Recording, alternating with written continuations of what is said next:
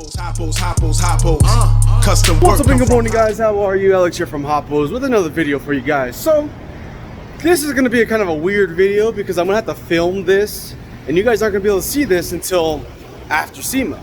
Unfortunately, with the partners we're working with, we're not allowed to release this video or any type of pictures until after this car is debuted. But at least I still get to film it. So let's get this sucker opened up real quick and let's go check it out. So it's here guys, the Ford Mach-E has delivered. Tow truck's here dropping it off right now, as you guys can see here. And pretty excited for this project. I've never actually physically driven an electric vehicle, so this is gonna be interesting. I'm normally gas, diesel, something loud and something quiet and doesn't have no smoke or sound to it is gonna definitely throw me off, I'll tell you that. First time driving this thing's pretty crazy. See a 360 view up there? It is so quiet, it's kind of awkward.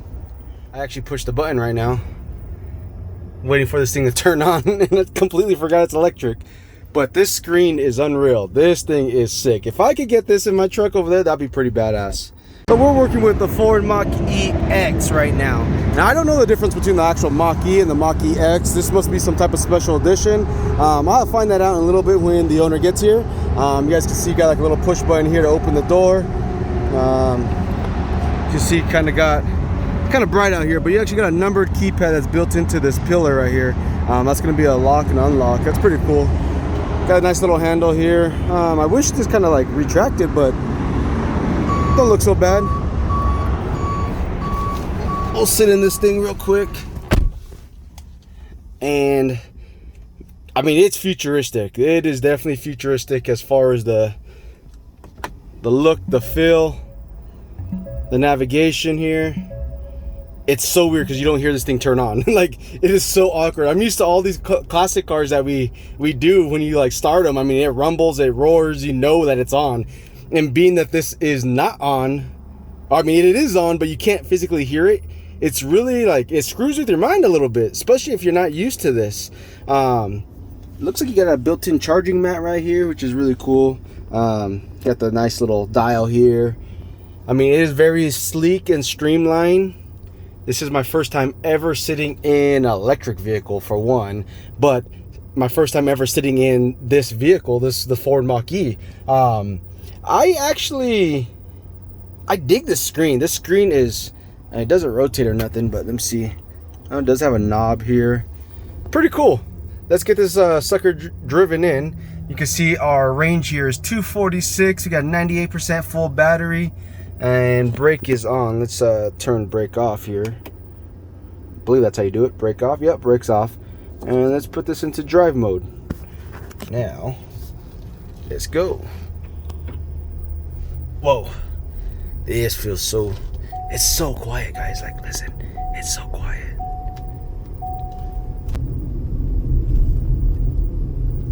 It's so awkward. It's so quiet. Oh my god. Like, I'm telling you, like, you just like, you physically want to hear like some kind of noise. And I know they've actually talked about that. Like, that was one thing that really threw people off, was how quiet these things are, which I know that's a plus for a lot of people. But like, when you're really a car enthusiast, that sound is what gets you going, you know. So let's just pull this guy in. There you go. And we're just gonna pull it off here to the right, so it's out of the way of the skyline. And put this in park, put the e-brake on. I have to like physically look at the screen because I'm like, is it in park or is it e-brake on? Like, you don't hear nothing. All right, let's get out of here. Let's go check out the outside, guys. I don't know if you guys could see this or not. It's kind of dark in here, but the handle's like a little lever, a little button. That's different. Kind of nice because it tucks away in here, but it gives you a lot of room for, like, as far as custom door panels. Like, I'm already looking at modifying this brand new car. Like, I think this base model is at like 75,000 or something like that. But I mean, you see the speakers built in here into the door, kind of has like a little pod almost. And then this right here, the lever. Everything else as far as the features here seems standard. your lock, your unlock. You think you have your pre-settings. I'll tell you what, AC does kick butt. But one thing that is really cool, and I don't know how much I'm gonna be able to show you, is this full panoramic ceiling here. I mean, that's pretty cool. So we're gonna give you guys a little walk around of this Ford Mach-E X. Actually, I didn't even see how many miles are on this thing. I know this sucker's pretty new. We got 248.4 miles on this guy. I'll show you guys there. It is brand new. I'll kind of show you guys around it real quick before we get going on it. The tail light in the back end section obviously resembles the Mustang. It even has the Mustang logo on there. California Route 1. Not sure if that's a special badge or what that is, or what that actually determines this car is. But as far as back seat, it's pretty tight back here. Not too bad. It's like most cars nowadays, I guess. I mean, the stitching is pretty cool. It's more of like a custom touch. So that's not, you know, that's not a negative. This is really cool. This is nice here. Oh, actually, I don't even know how to open the trunk, but I think all of our parts are back here. How do we open this guy? Is there a button or something? Oh, there's a button. Boom, whole bunch of airlift stuff. Ready to roll, we're ready to go, guys. So we just did a full inventory on everything, making sure we're all good here. We got the front struts here from Airlift. We got the 3-piece system right here. We got the rear shocks, we got the rear bags, the rear brackets, and also the additional wiring harness for the second compressor. Everything looks like it's here, everything looks good. The only thing I know we are missing is they sent us the chrome compressors. They're supposed to be black, so we're gonna have to wait on those this time. But it doesn't stop us from getting this thing jacked up. We got it in place right now.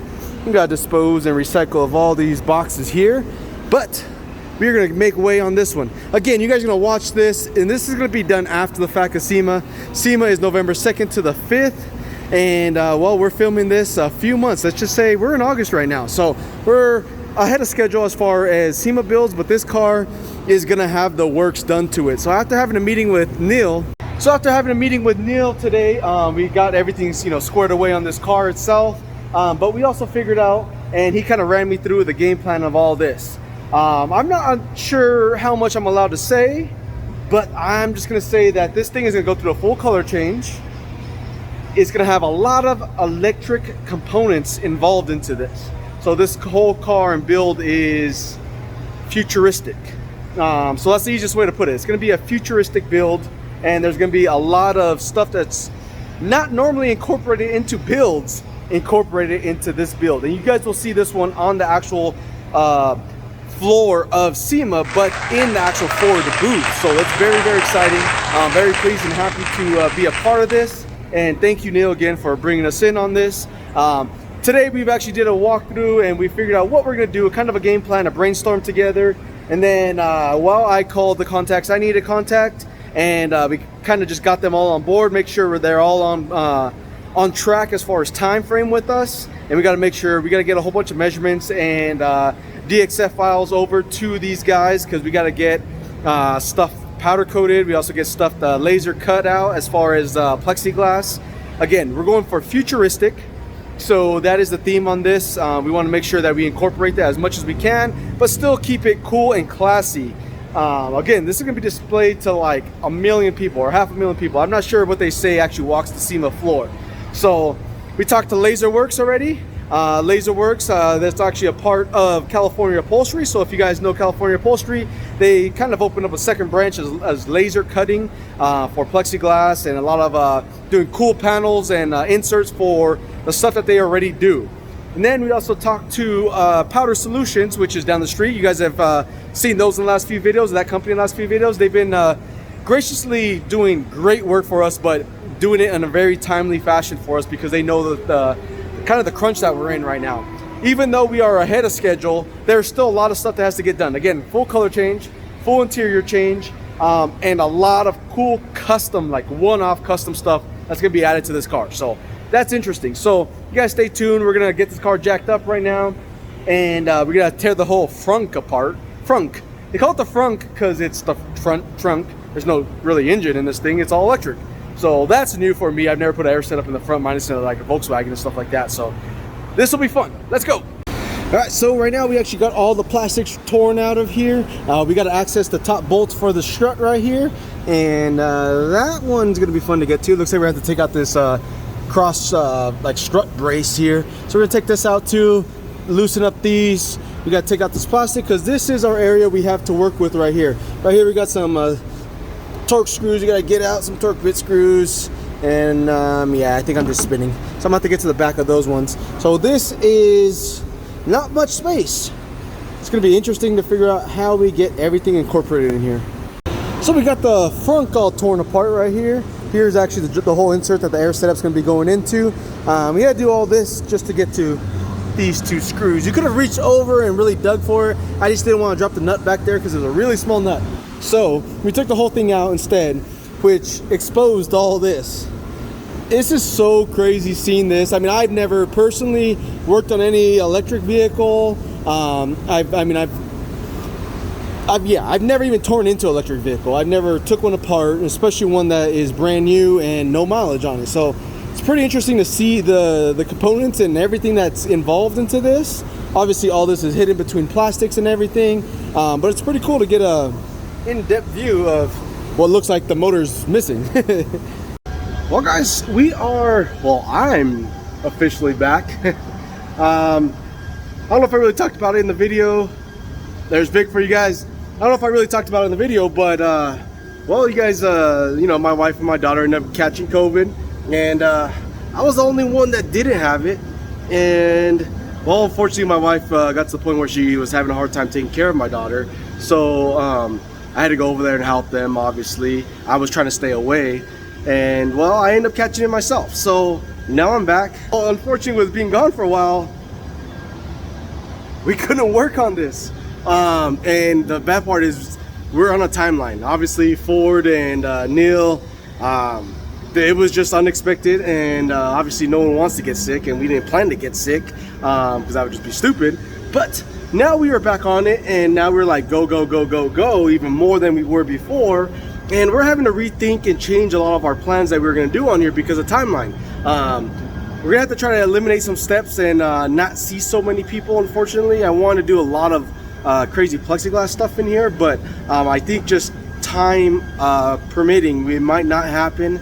I tried to call the powder coaters yesterday. They didn't answer. I'm trying to get the powder on order before we even need it. That way it's here again.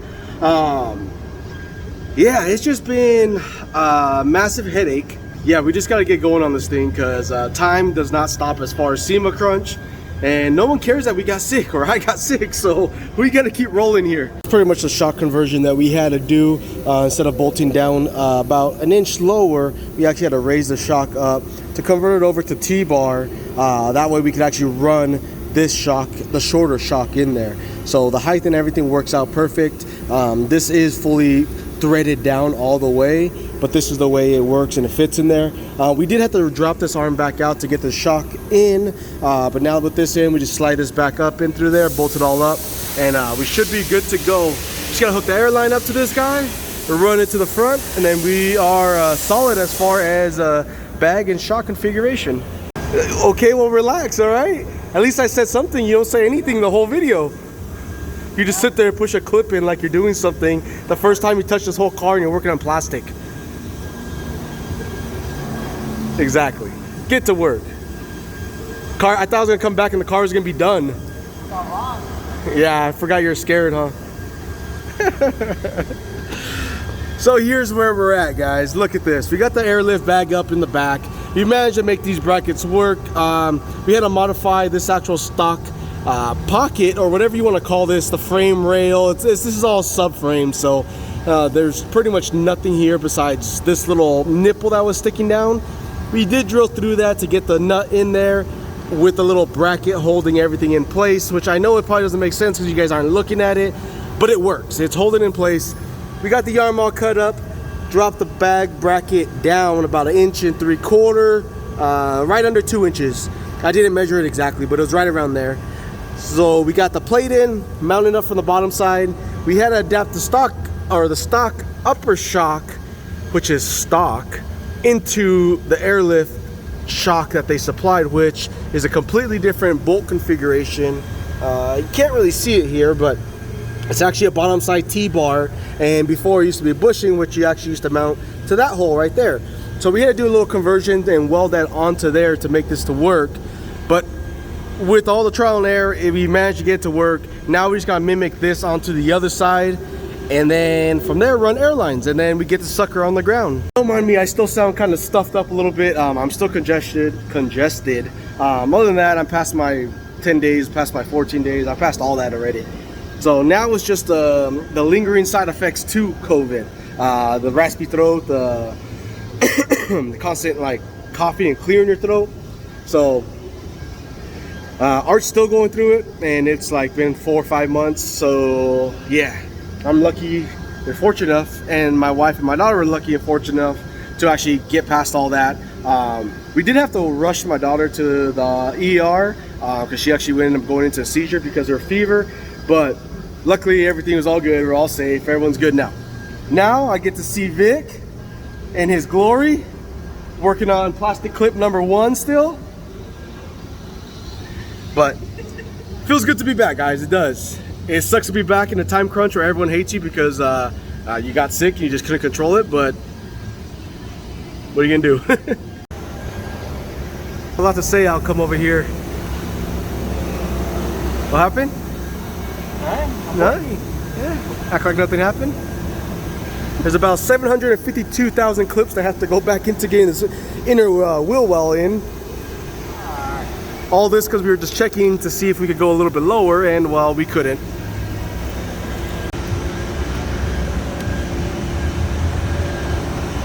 Airline ran all the way in, obviously to the bag, plugged in, clamped up, ran in the subframe all the way to the front, which you kind of see it dangling right there. That side's good, or this corner's good. Vic's working to find all the plastics over there still, and then this whole side will be done. And then we're gonna work our way onto the other side. We got her on the ground, and it actually sits pretty good. It's pretty even for the most part, from the rear to the actual front side here. The gapping is not too bad.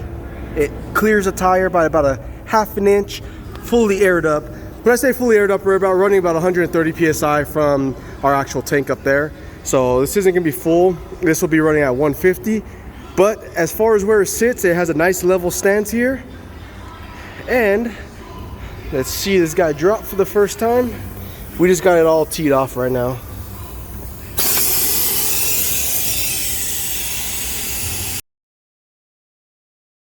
I think that sits pretty freaking amazing for as much re-engineering you had to do to this, the whole kit. And I didn't want to call it a kit. It was really just pieces as they kind of hand to you. They go, here, make this work. Hopefully you're smart enough to make it work.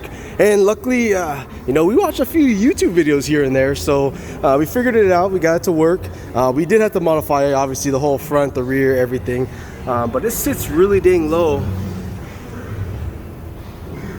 It's actually pretty impressive. Come on, buddy, get back to work. I see you on the phone over there. We're gonna start docking him pay right now. We're just gonna keep recording so I have how long he's been on the phone for. I'm just kidding, guys. What's going on? So we're back on this Mach-E over here, and well, we finally got back the powder coat. Thank God for Powder Solutions. Thank God. I'm gonna say this. I praise them. Bow down. Thank you guys for making this happen, because so let's just say when I got sick with COVID on this car, I had a timeline on this car to get this done, and well, I got sick. So I mean, obviously these big companies, they don't care if you get sick or not. They want, if you promise the day, they want it there. Now there's an exception, of course, like a day or two. So we're trying to make this happen. We're trying to play catch up, because obviously when I got sick, I was out for my 14 days or whatever. So when I got back, I instantly went to Powder Solutions to order the powder coat, and they overnighted it for me, which came out of pocket a lot more per powder, but I didn't want to take a chance of wasting an extra day on it and then not showing up, because it was like falling on a Wednesday, Thursday, Friday. So I didn't want to make sure it was going to show up. So we paid extra to get that shipped in, overnighted, expedited they call it, and then that showed up actually earlier than I expected. So then we had to hurry up and freaking bust ass to get all this stuff designed, because I had zero design for this frunk. I can't get used to saying frunk section. I had zero design for it. I had an idea in my head, but it's hard because you're so limited on space. I came in after the powder, we ordered the powder, came in, started designing, and just knocked it out. I had to get the stuff to them the next day in order for it to get color on it. So they called me and said, hey, the stuff's in, bring your stuff. And I'm like, it's only been like 6 hours. I haven't even finished this stuff yet. So luckily, we got it all done and the stuff came back. Here's the teal color that we're doing right here. And while the orange, we're actually already assembling right now. Here's the orange. And here's what we have so far. We're making all this bolt into the frunk drop-in plastic here. That way we actually don't have to go and build a whole contraption, because this already seals. I don't know if you can kind of see the line right here. Right, it's a real faint line. This actually already seals and has the weather stripping on it from factory. Focus here, focus. I don't know why my phone, oh, there we go, because the lighting up there. So it already has the weather stripping there to keep any type of moisture or water or stuff getting in here, because when you're looking from the bottom side, I mean, that's technically the bottom side of the car, so water does still technically splash up into here. So we want to make sure that that wasn't going to happen through any of the stuff that we're doing. So we got this section all bolted in. The 2-wire 444s are mounted to the backside here. We got everything heat shrunk, ran through the little holes. We actually changed out the bolts that Wire gives us. We actually went to a little bit thicker just because they're hanging sideways. I don't like using the little thin ones that they give us. So we pop out the centerpiece and put in a 1/4-inch bolt. That way it's just safer, it's just way more sturdy. We also got the universal air, which again, we went with the clear, actually sorry, the frosted. We went with the frosted tank through universal air for this build, just because this thing is RGB LED, so this thing will actually light up, change colors. And the cool part about this, which I haven't really showed you guys, is that we actually have LEDs in here. We're gonna be running 2 sets of LED strips inside of here as well. And then on top of that, we actually have some fans that we're gonna be running. Being that this thing is gonna be enclosed, we wanna make sure that it stays vented properly. So we're gonna be running some fans through here to keep the compressors cool. These are actually RGB LED as well, so we're gonna try to get those all wired in. It's really tricky because finding stuff that wasn't AC and finding stuff that was actually DC to work with this system, that was a little tricky. We also went ahead and added in the voltmeters here. This will actually just put a digital output of the actual voltage of the vehicle. And then of course we're using the airlift. This was provided through the customer. This isn't something that we personally stock here. The 444s we do stock here. The universal stuff that we probably will be stocking in the future once this is released.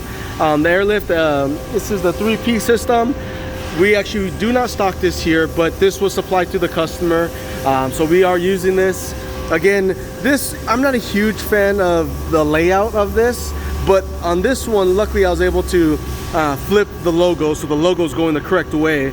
But I still have this ugly wire that's gonna be sticking out of here. So I actually gotta drill a hole and run a grommet down there to get this to look decent between the hard lines that we're gonna run here. So that's still the one thing that just irks me really, really bad. So, but other than that, the setup is still gonna look freaking killer in this car.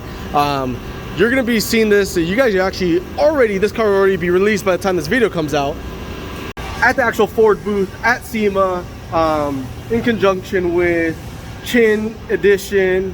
And he has some crazy stuff that he's done on here, and he's teamed up with a whole bunch of people, and he is the mastermind of what he does here.